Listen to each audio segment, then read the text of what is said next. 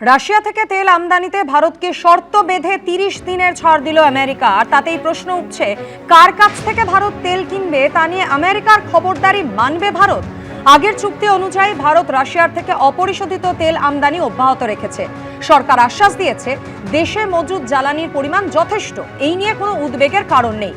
অস্থিরতার জেরে আন্তর্জাতিক বাজারে আরও 15% বেড়েছে অপরিশোধিত তেলের দাম। ব্যারেল প্রতি অপরিশোধিত তেলের দাম আন্তর্জাতিক বাজারে দাঁড়িয়েছে $84। এর আগেই জানা গিয়েছিল ভারত রাজি থাকলে 95 লক্ষ ব্যারেল তেল দিতে তৈরি রুশ জাহাজ। আর এরই মধ্যে আমেরিকার এই খবরদারি, রাশিয়া থেকে তেল আমদানিতে ভারতকে শর্ত বেঁধে 30 দিনের ছাড় দিয়েছে আমেরিকা। আর এর থেকেই যে প্রশ্নটা সামনে আসছে যে কার কাছ থেকে কতটা পরিমাণ তেল কিনবে ভারত, আমেরিকার সেই খবরদারি করার জায়গা কি আছে? এবং তারপরের প্রশ্ন, আমেরিকার এই খবরদারি কি মেনে নেবে ভারত? আগের চুক্তি অনুযায়ী ভারত রাশিয়ার থেকে অপরিশোধিত তেল আমদানি অব্যাহত রেখেছে। সরকারের তরফ থেকে আশ্বাসও দেওয়া হয়েছে দেশে মজুদ জ্বালানির পরিমাণ যথেষ্ট রয়েছে, এই নিয়ে উদ্বেগের কোনো কারণ নেই।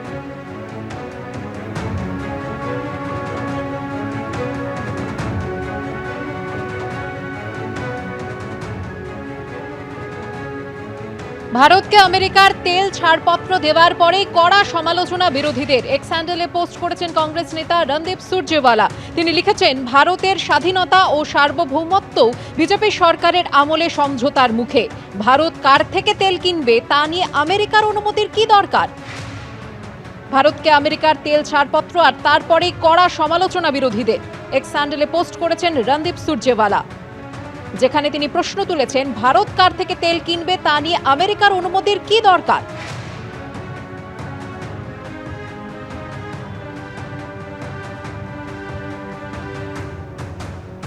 আর এই বিষয় নিয়ে আমরা কথা বলবো। এই মুহূর্তে সরাসরি আমাদের সঙ্গে রয়েছেন অধ্যাপক রাজাগোপাল ধর চক্রবর্তী। রাজাগোপাল বাবু, আগেই তো জানা গিয়েছিল যে ভারত রাজি থাকলে 95 লক্ষ ব্যারেল তেল দিতে তৈরি রয়েছে রুশ জাহাজ। তাহলে এবার যে একেবারে রাশিয়া থেকে তেল আমদানিকে ভারতকে শর্ত বেঁধে 30 দিনের ছাড়পত্র দিল আমেরিকা, প্রশ্ন তো উঠবেই যে ভারত কার কাছ থেকে কতটা পরিমাণ তেল কিনবে, কোন শর্তে কিনবে, সেই খবরদারি করার জায়গা কি আমেরিকার আছে? আর যদি আমেরিকা করে, ভারত কি সেটা মেনে নেবে? না, দেখুন, ব্যাপারটা ঠিক তা নয়। আপনাকে বাস্তবতাটা বুঝতে হবে। হ্যাঁ, আমেরিকা এখন যেটা বলছে, রাশিয়া থেকে যদি তেল কেন আমি কিন্তু তোমাদের উপরে শুল্ক চাপাবো। শুল্ক আমরা দেখেছি, 50% শুল্ক যখন পেনাল্টি নিয়ে 50% শুল্ক হয়েছিল, তখন কি ধরনের অস্থিরতা ভারতের অর্থনীতিতে এসেছে। তো আমরা তো বলতে পারি না আমরা শুল্ক দেবো না, বা বিকল্প কোনো মার্কেট আছে সেটা সহজে খুঁজে পাওয়া যায়।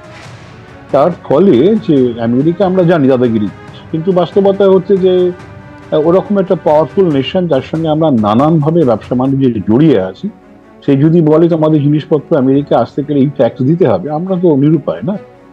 এখন অবশ্য আমেরিকান সুপ্রিম কোর্ট জানিয়েছে যে কংগ্রেসের অনুমোদন ছাড়া, কংগ্রেস মানে আমাদের দেশের কংগ্রেস না, ও দেশের যে সংসদ, হ্যাঁ, সিনেট এবং হাউস অফ রিপ্রেজেন্টেটিভস, তাদের অনুমতি ছাড়া এগুলো করা যায়। সুতরাং তারা এখন এমার্জেন্সির সময় 15% করতে পারে, একটা বিশাল প্রেসিডেন্টের অধিকারে 15% বেশি করতে পারে, পারমিশন নিতেই গেলে।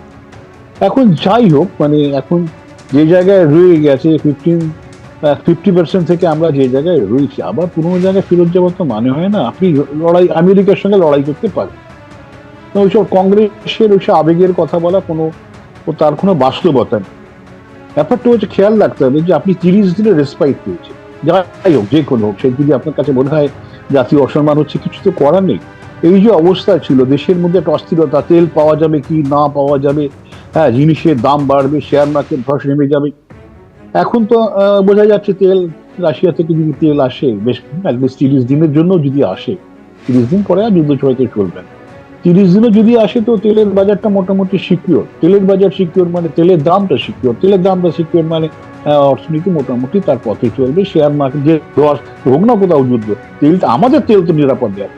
তার ফলে খুব একটা যখন অনিশ্চয়তা না থাকে, সব বাজারই কিন্তু একটা সঠিক, একটা একদম নর্মাল গতিতে চলে। এই জায়গায় দাঁড়িয়ে যখন হয়েছে, মেনে নিয়েছে, ভারতকে অনুমতি দিয়েছে, তো অসুবিধে কিছু না। আমরা তো একটা সময় রাশিয়ার যা বলতো তাইতেই চলতাম, ঠিক আছে। আমাদের একটা সময় ছিল আমরা সিকিউরিটি কাউন্সিল আমাদের স্থান পাওয়ার সুযোগ এসেছিল, আমরা সেগুলো হারিয়েছি। অতীত যদি চলে যেত অনেক কিছু বলতে হয়, যাই হোক সে কথা আমি বলতে চাই না। যে আমার বক্তব্য হচ্ছে যে বাস্তব ফরেন পলিসি আর আবেগ ফরেন পলিসি দুটোর মধ্যে আলাদা। এইসব আবেগের কথা বলে কিছুই লাভ নেই। একদমই একদমই রাজগোপাল বাবু, অবশ্যই এই বিষয় নিয়ে আরো বিস্তারিত আপনার থেকে জানবো, আপনি আমাদের সঙ্গে থাকুন। অন্যদিকে রাতভর যৌথ বাহিনীর হামলাও চলছে, তেহরানের আকাশে ধোঁয়ার কুণ্ডলী। যুদ্ধ পরিস্থিতির দিকে নজর রাখছি আমরা। যুদ্ধের আঁচে ধ্বংস ইরানের ইনডোর স্পোর্টস স্টেডিয়াম।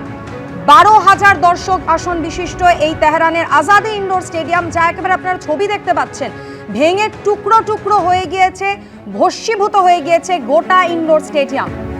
আমেরিকা ইসরায়েলের যৌথ বাহিনীর মিসাইল হানায় এই অবস্থা হয়েছে আজাদি ইনডোর স্টেডিয়ামের।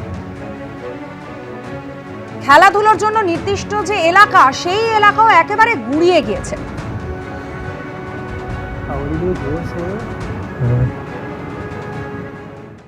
ভারত মহাসাগরে টর্পেডো মেরে ইরানের যুদ্ধজাহাজ IRIS ডেনা ধ্বংস করে দিয়েছে আমেরিকা। ফেব্রুয়ারি মাসে ইরানের এই যুদ্ধজাহাজ ভারতে এসেছিল ইন্টারন্যাশনাল ফ্লিট রিভিউ 2026 ও মিলন নৌমহড়ায় অংশ নিতে। সেই নৌমহড়ার ছবি এসেছে এবিপি আনন্দর কাছে, যেখানে ইরানের যুদ্ধজাহাজ IRIS ডেনাকে নৌমহড়ায় অংশ নিতে দেখা যাচ্ছে। মহাসাগরের মাঝে প্রচণ্ড বিস্ফোরণ, আমেরিকার সাবমেরিন থেকে ছোড়া টর্পেডোয় নিমেষে সলিল সমাধি ইরানের যুদ্ধজাহাজের। পশ্চিম এশিয়ায় যুদ্ধের ভয়াবহ এক ছবি, আর সেটা ঘটল ভারতের একেবারে গা ঘেঁষে ভারত মহাসাগরের বুকে। ইরানের ধ্বংস হয়ে যাওয়া এই যুদ্ধজাহাজ IRIS ডেনা ফিরছিল ভারত থেকেই। ফেব্রুয়ারি মাসে বিশাখাপত্তনমে ইন্টারন্যাশনাল ফ্লিট রিভিউ 2026 ও মিলন নৌমহড়ায় অংশ নিতে এসেছিল এই জাহাজ। এই হলো সেই নৌমহড়ার ছবি। Iran ship Dana, commanded by Commander Abu Zaid Zarif. এই নৌমহড়ায় উপস্থিত ছিলেন ভারতের রাষ্ট্রপতি দ্রৌপদী মুর্মু। তার সামনে ইরানের নৌসেনারা মার্চ পাস্ট করেন। এরপর নৌমহড়ায় অংশ নেয় ইরানের যুদ্ধজাহাজ IRIS ডেনা। এখান থেকে ফেরার সময় টর্পেডো মেরে ইরানের এই যুদ্ধজাহাজকে ধ্বংস করে দেয় আমেরিকার সাবমেরিন। ইরানের যে নৌসেনা জওয়ানরা মহড়ায় অংশ নিয়েছিলেন, ভারত থেকে ফেরার পথেই তাদের অনেকেরই সলিল সমাধি ঘটে। ভারতের গা ঘেঁষে এই ঘটনার পর পাল্টা হুঙ্কার ছেড়েছে ইরানও। তাদের বিদেশমন্ত্রী সৈয়দ আব্বাস আরাঘজি হুমকি দিয়েছেন, সতর্ক না করেই রণতরীতে হামলা চালিয়েছে আমেরিকা। এই ঘটনার জন্য আমেরিকাকে ভয়ঙ্করভাবে আফসোস করতে হবে। স্রেফ হুমকি নয়, প্রত্যাঘাতও করেছে ইরান। মিসাইল ছুড়ে আমেরিকার একটি তেলবাহী জাহাজ জ্বালিয়ে দিয়েছে তারা। ইরান রিটালিয়েট করতে বাধ্য, তার কারণ হচ্ছে যে অবভিয়াসলি মানে একটা দেশের লিডার যদি অ্যাসাসিনেটেড হয়, একটা স্কুলের বাচ্চারা যদি মারা যায়, তাহলে অবভিয়াসলি একটা দেশ তো তার পুরো সামর্থ্য দিয়ে রিটালিয়েট করবে। ওরা শেষ দেখে ছাড়বে তো অলরেডি বোধহয় সুপ্রিম ওদের ন্যাশনাল সিকিউরিটি কাউন্সিলের যে লিডার, তিনিই তো বলেছেন, উনি বোধহয় সার্ভাইভ করেছিলেন এই অ্যাসাসিনেশন অ্যাটেম্পটা।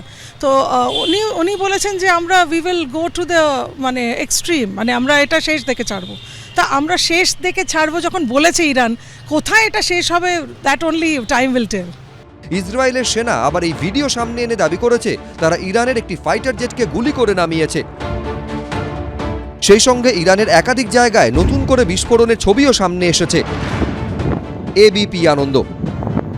এবিপি আনন্দ, এগিয়ে থাকে, এগিয়ে রাখে।